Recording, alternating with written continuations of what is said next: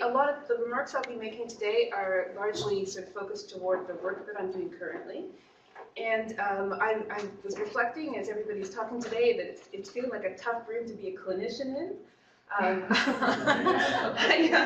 I identify as a clinician, although I've done a lot of different things in social work, and often what I will say to people is, I got an MSW and I got to do a million different things as an MSW, and that's one of the wonderful things about doing that particular degree.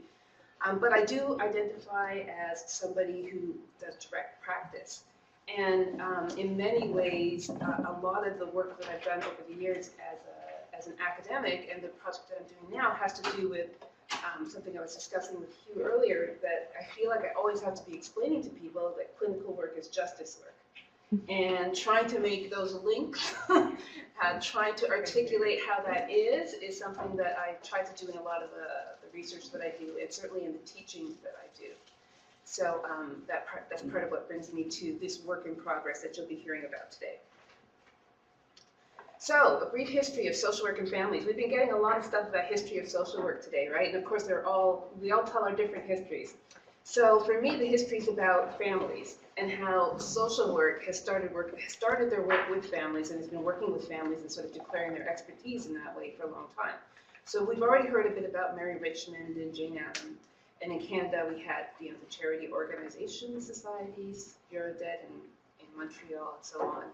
But really, I feel like our professionalization, I'm hearing that we should have a discussion about our professionalization, that our professionalization was really tied to expertise in working with families. So this transition from us sort of being people who were doing charitable work to being people that were seen as having a profession had a lot to do with us saying, we have this expertise, we can do this work.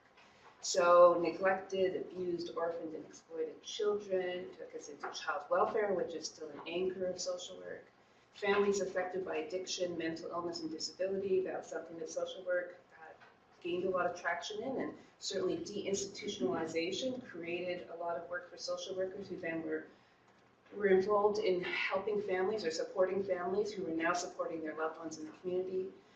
We've heard about the assimilation of the indigenous population in the 50s. I call it the 50-60 scoop because I hear it actually did start earlier than the 60s. That also built social work to some extent. And then the rise of family therapy. Social work went in deep on family therapy. And so again, sort of declaring our expertise in that area was a lot of sort of declaring the profession of social work. So in 1993, Nick Cody, and I don't know if anybody knows who Nick Cody is, but he was at the University of Calgary at the time, I'm not sure where he is now, he called for a shift in the direction of social work with families. So he was really looking at the field and saying, we have gone in very deep on family therapy. And it sounds right for the time because I remember certainly being trained so I did my practice in psychiatry, actually, right? So that even feels even less popular in this room right now.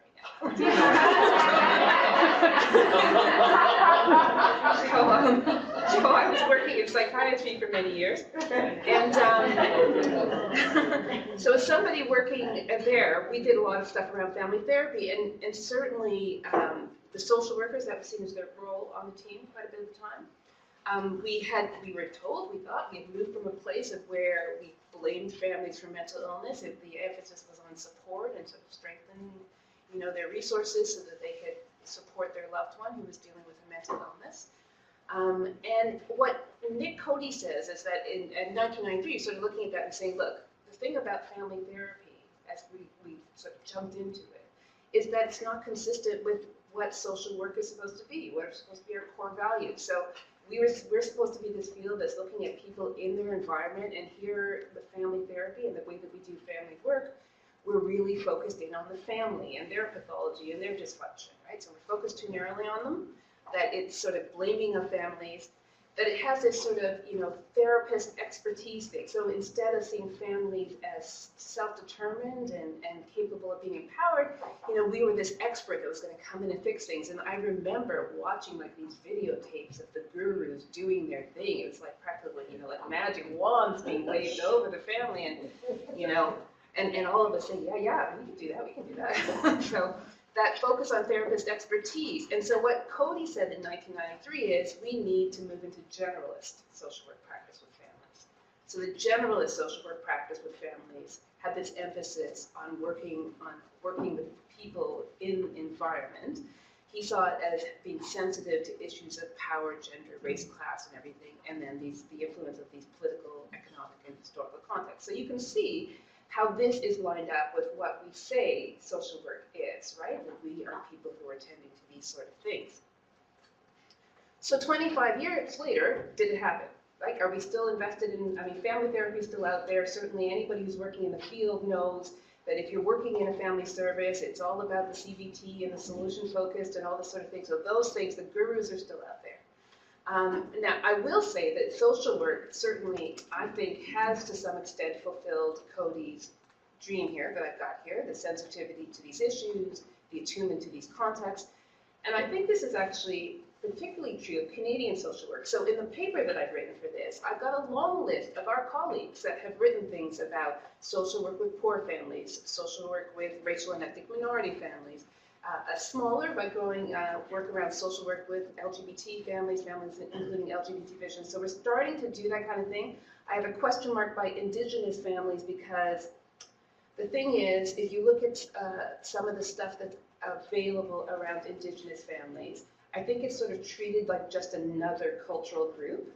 So, you know, that whole and that whole approach is not one I'm crazy about. So like, you know, I was looking at a syllabus just today where somebody had an assignment where people were supposed to look at the McColdrick book, Ethnicity and Family Therapy, I think it's called. Find the group that most closely aligns with their identified ethnicity and read that chapter and see what they think. And I remember I used to do that all the time. Let's see what they say about Caribbean families and this sort of thing. And then you read it and you're like, I don't know who this person is that they're describing, but okay. You know? So they have, you know, so we have these books and this body of work that sort of, I guess we call it the cultural literacy stuff, right? I'm going to teach you something about these families, and then you can go work with these families. So there certainly, I think, was a tension. There's been a tension to the diversity of families that we have, and I think a lot of that work has come out of Canada. But I think what he was maybe hoping for in terms of this attunement to the influence of context hasn't happened in the way that he expected or that we might want. And so in my abstract, I talk about how some people have referred to us as the stretcher bearers for people who are casualties of the system.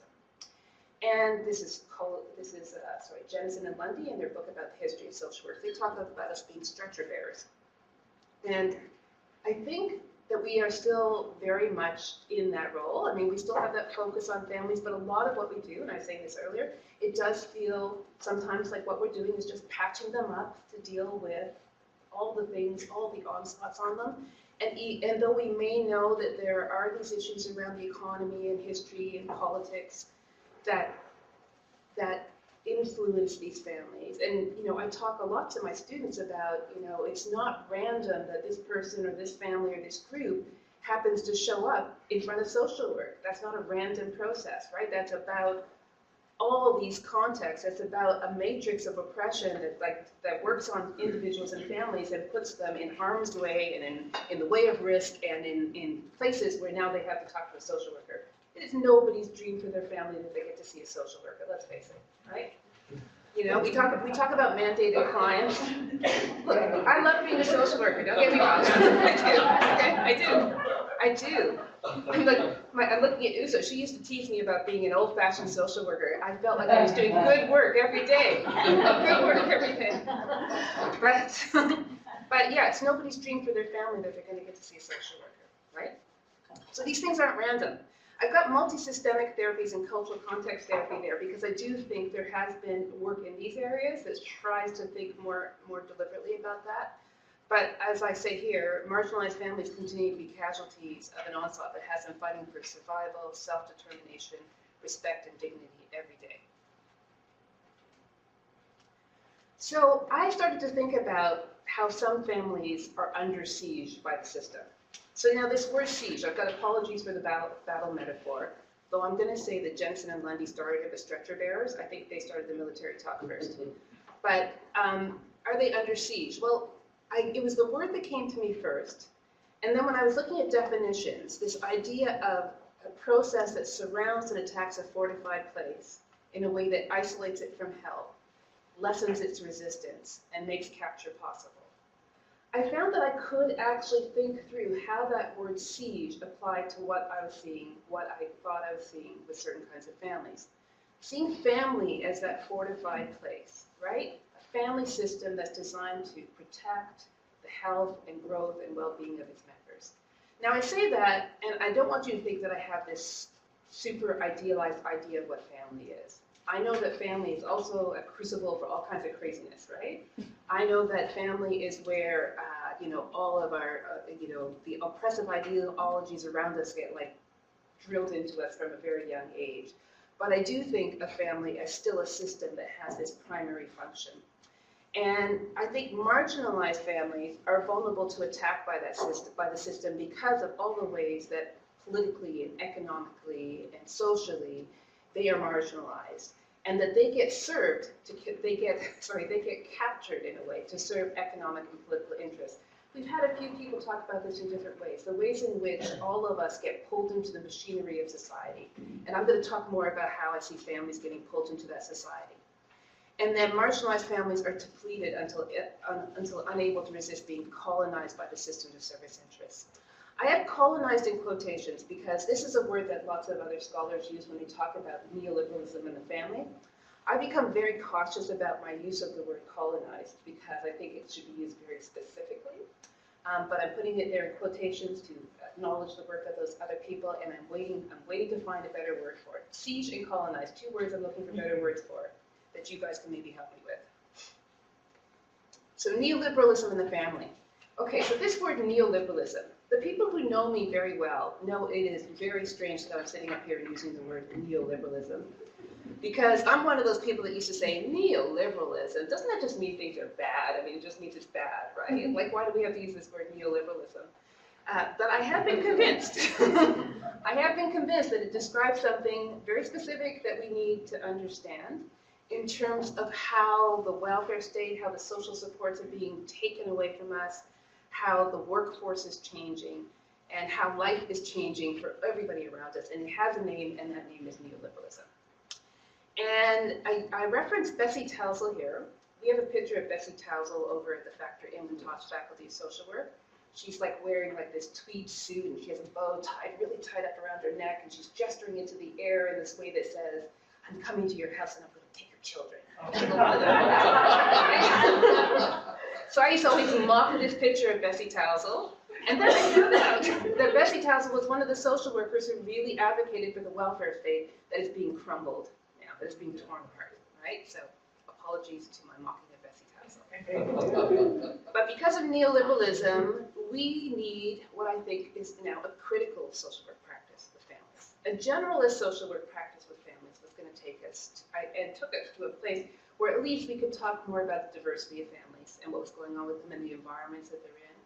But we need now something so overtly political that it has to be a critical social work practice. So now I'm going to talk about caregiving families, and this is the work that I'm working on right now. So I first started thinking about, I've been working with caregiving families for a long time, I suppose, because I was working in the mental health care system, and like I said, a lot of what we did in that system is work with families, at least in the setting where I was. That's what social work did a lot. And we didn't call them caregiving families, of course. This is a term I'm trying to market right now. We talked about caregivers, and we often talked about primary caregivers, and they were mostly women, those primary caregivers, right?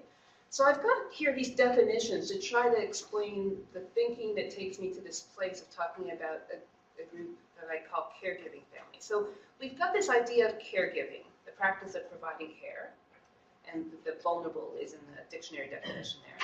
And then the definition of a caregiver, a family member or paid person who regularly looks after a child or sick or elderly disabled person.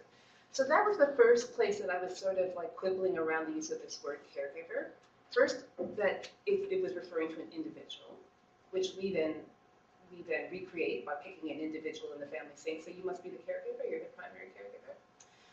But then also that there was this blurring between paid and unpaid caregivers that made it sound like it was just one person was being paid for the labor and another person wasn't being paid for the labor.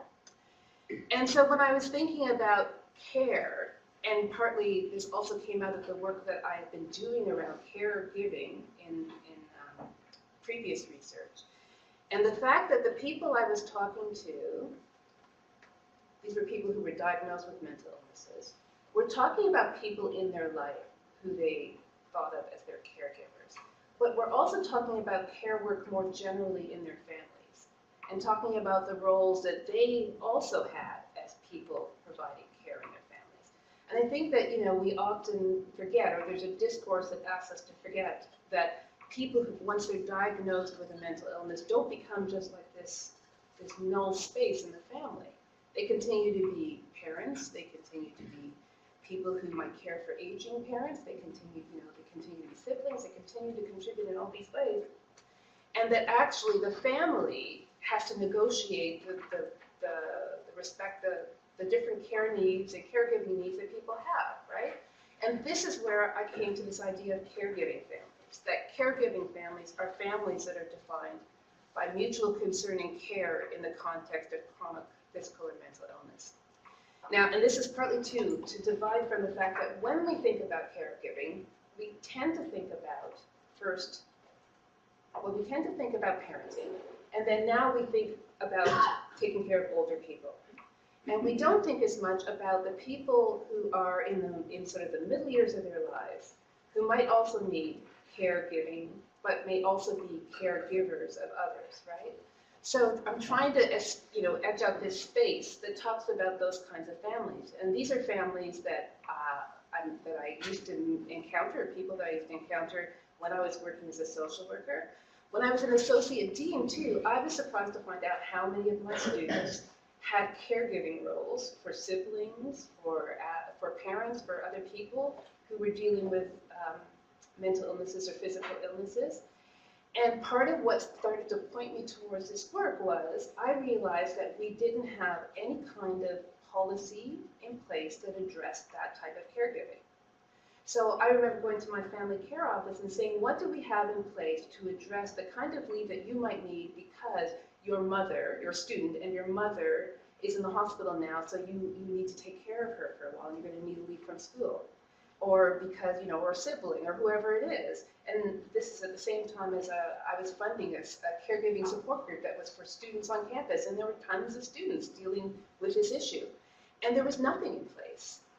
And the thing is that when people would ask for time, they would always get it. It wasn't that people wanted to deny that this was happening, but it was treated like a personal trouble, right? You're going through some personal trouble now, and of course I will make an accommodation, or I'll do what I can to support you through this personal trouble.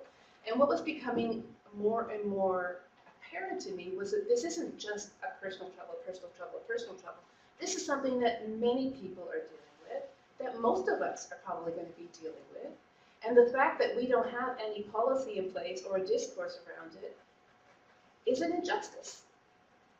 And it speaks to the fact that we are trying to keep this invisible. And if it's invisible, then this means that people aren't going to get the help they need. So that's what brought me to starting to ask questions about caregiving families.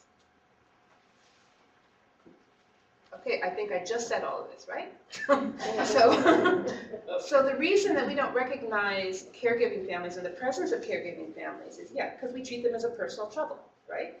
And when I say that most or all of us are going to be dealing with this, in the most recent census, it said 28% of the population aged 15 or over has a caregiving role for an adult with a long-term health disorder or disability.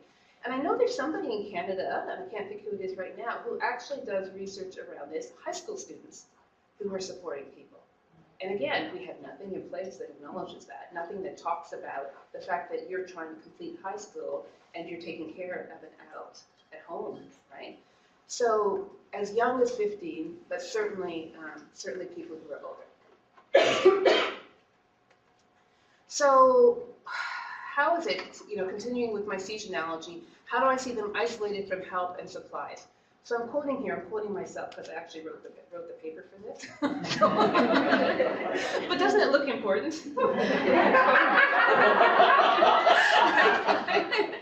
So It's hard to say what comes first. A culture so focused on individualism that we can't share the very human challenges of caring for each other, or a system that legislates and finances caregiving to keep it behind closed doors, as if it's nothing more than a distraction from more important matters of economy. So clearly these things are working together. And I'm struck by the fact that, we can certainly talk about, it's perfectly acceptable and I think, common to talk about being a parent and caring for your children. I think it's getting a little more acceptable and common to talk about caring for your aging parents because, we're sort of at a demographic place where a lot of people are dealing with that. But we don't as readily talk about the spouse who is at home depressed or the person who is dealing with cancer or whatever. These things are not as readily talked about. I think these are kept behind closed doors.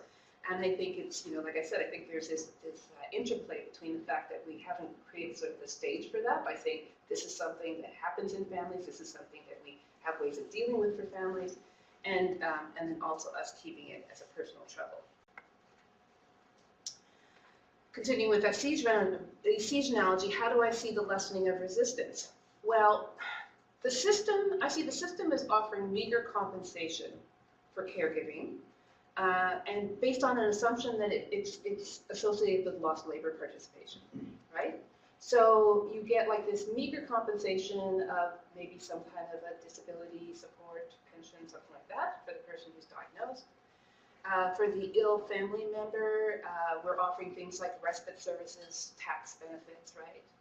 If you speak to any family, or if it's your family, or I'm sure it's our families, people we know, right? If you have somebody who has a chronic illness, that means that they can't consistently be in the labor force in your family, then you are going to feel that. You're going to have their material consequences of that, right? And the kind of compensation or support that's offered for that is not something that is going to change the fact that you're going to feel those material consequences. And again, I think because of the stigma that's associated with this type of illness in your family, I think that there's an internalized feeling of lack of entitlement to more as well, too. That means that people don't advocate or push for that kind of thing. In order to get the support that the system's willing to offer, your family has to fashion itself into these roles. Now, somebody has to be designated in the role of caregiver. So is a designated caregiver. There's certain supports you can get. And somebody else is in the designated role of care receiver. So there's certain supports that they can receive as that, which I think undermines or is not respectful of the way that families actually function, right? And it's certainly in a lot of the work that social workers are doing in the psychiatric system. If we think about conventional family support, there's an idea that you've got this like stressed out, burdened caregiver and this diagnosed person whose main contribution is stress, right? They're stressing that person out. So your role is to help this person deal with the stress of this person, right? And get like put into those sort of pigeonholes, right? So the family is supported as a divided unit, not a unified unit.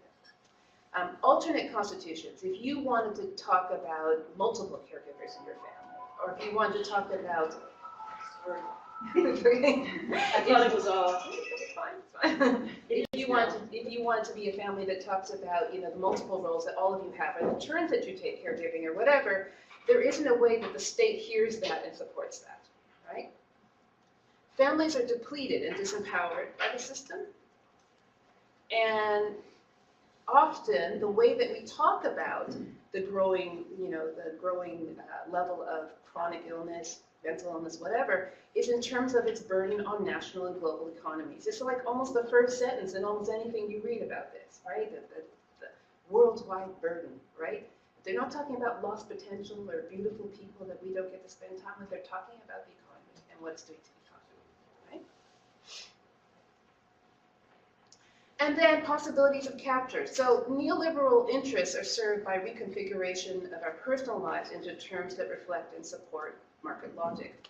So caregiving is defined as labor that's displaced from the market to be compensated through labor policies. So one of the things that they said is, well, bring in these labor policies, and then your workplace can somehow help you with the fact that you have to be a caregiver part of the time.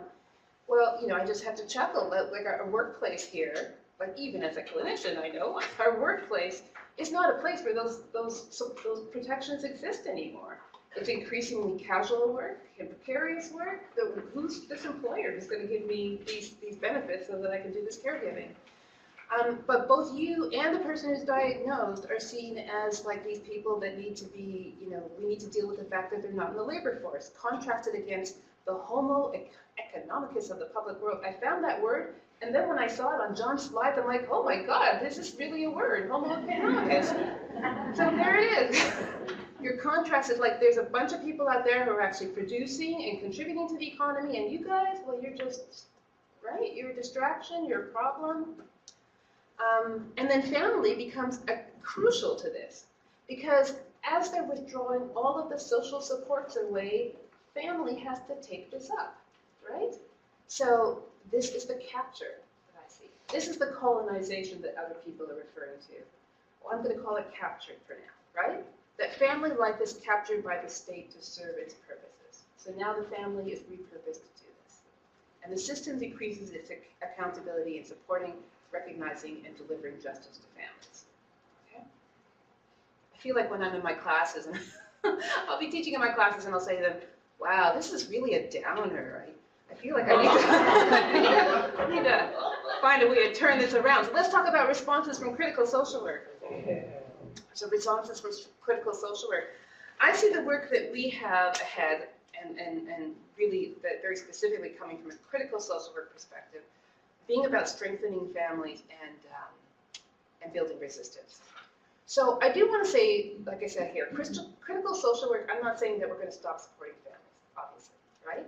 And I'm not saying that the work that we do around things like dealing with the stress that families are feeling, helping them secure resources that they need, finding ways for everybody to feel like they're playing, or have meaningful roles in the family. This is important work that still needs to happen. The physical, psychological, financial, and social strains that they're dealing with, we have to address those. But I think coming from a critical social work perspective means that we think differently about what is the source of those strains. So, if I think about something like the literature that they used to have on expressed emotion in psychiatry, how many people are familiar with the idea of expressed emotion? Okay, let me tell you about expressed emotion, okay? So this literature on expressed emotion was one that came out of England. I think this is an important piece of information. It came out of England, and it was looking at families in which there was somebody diagnosed with a psychotic disorder, and saying that people were more likely to relapse, they were more likely to experience a relapse in their psychosis if they were in a family in which there was too much expressed emotion, okay? Which was broken down in terms of, I think, critical comments and something that was about like over, I can't quite remember now, but over monitoring or something like that, right? That this was the type of expressed emotion, right? And that this was what was triggering the relapses. Now, I remember reading that literature and thinking two things. One, if somebody has a psychotic disorder and they're starting to relapse, I can see that the family would start to look a little more disorganized, right? So to me, it was a bit of a chicken and egg thing. But I also thought, look, this came out of England, okay? And I met the guy who did the work. Okay? Met the guy who did the work, perfectly nice guy. Looked like he would fit in very nicely at the dinner table at Downton Abbey. In the servants' quarters or upstairs? Upstairs, definitely upstairs, So I'm thinking, what does expressed emotion mean in that context, right? Like immediately it was to me, I was like, okay, well in England, maybe this is expressed emotion. I can say that, I was born in England, so I can say that. So it was a very culture-bound kind of thing, right? But it was another example of how we were looking inside families, right? Maybe the reason a family starts to get a bit more agitated, aside from the fact that, this person is starting to relapse, is they're not getting any help, right? So this focus on the family is what I see critical social workers saying, okay, I'm not saying that there isn't something going on in your family, but there's a context for what's going on here in your family. So the conversation that I have with you about what's happening in this family is different if I am thinking about the historical, cultural, social, economic, and political context for the strain that you are all feeling, right? The other part of critical social work is we say that it's not just about analyzing these things and understanding these things. It's about trying to change these things. It's about recognizing that this is an unjust status quo and that we have to change this unjust status quo, right? So, starting with challenging the division of family interest. This division of the family into laborers and labor is unjust. And starting with the idea that we start to think about families as a system and recognizing the role that everybody plays in that family, recognizing that the person who is diagnosed with this chronic disorder has more to contribute than just being a source of stress, for example, and that there isn't somebody in the family who has to be put into a role of primary caregiver and then that's all that they are in that family. We have to work with families or talk to families about the fact that they are a family negotiating this together. And the other thing is that I think that we also have to, the other problem with framing this in terms of labor is that it takes away from the fact that we are talking about people we care about, right? And so, you know, this trying to force us into thinking of ourselves as workers, unpaid workers in their families working for this person who is now our work, is something we have to push back against. We want to acknowledge, we want to talk about that this is also about the relationships that we have, the love we have, the connection, the responsibility, and we don't want that erased or exploited as it is now, so that they can undervalue the caregiving that's happening in that family. I think another thing is that we have to challenge the division of families into families and others. So it's like the work that we do with families is based on a very specific idea of what the family is. So first of all, that expressed emotion thing obviously had a very specific idea of what the family was supposed to be about. These ideas that, you know, somebody's going to become the primary caregiver, or we're going to bring in money to have another caregiver, that's also based on a very specific idea of who this family is and how they deal with their caring issues. And it also, you know, it's most apparent to me that that is focused on a particular class level, but it's also that it doesn't recognize other forms of family. It's very much sort of a nuclear family, kind of, this is how we're going to reorganize things in our nuclear family. It doesn't recognize other forms of family. And I think, as the saying there at the bottom, it doesn't recognize intersecting identities in families that make a difference in terms of what you're able to mobilize or not mobilize in order to deal with the care and caregiving issues in your families. So when I think about the division of family interests, I'm also thinking about the way that there's sort of, that policy is at this point directed at a particular type of family and leaving out a lot of other families that are also types of families that are also working and supporting and caring for each other. And there's nothing in the way that that policy is responding now that recognizes that. And that part of being able to push back against that status quo means recognizing all these different kinds of families, and then also recognizing that families are in different places because of social stratification, because of all kinds of exclusion, and that affects the particular barriers and problems and needs that they have as families trying to manage care and caregiving. And then building resistance. Moving from what the generalist social work would say is a discussion about families' environment to a discussion about families in conflict with a system that contests its perspectives and actions, right? So more battle analogies, but still recognizing that there is a tension here, at least, between the way families see themselves and the way the system is trying to get them to see themselves. And that we have to contest that we have to talk back to the system. And that involves bringing together families to defend the way that they see what they're doing to care for each other. To defend and establish those as legitimate ways of dealing with the demands of family life and caring and caregiving for their loved ones, and to challenge the rigidity of the system that only is able to see them and respond to them in one form and with one language. Okay. So we will be engaging with the system to build that policy, to build different policies that are based on what people are actually living and thinking. So that is actually the work that I am doing. The resistance starts in January 2018. The work that that I'm going to be doing in this grant is that I am going out in Ontario to meet with families in groups and talk to them about how they are managing care in their families.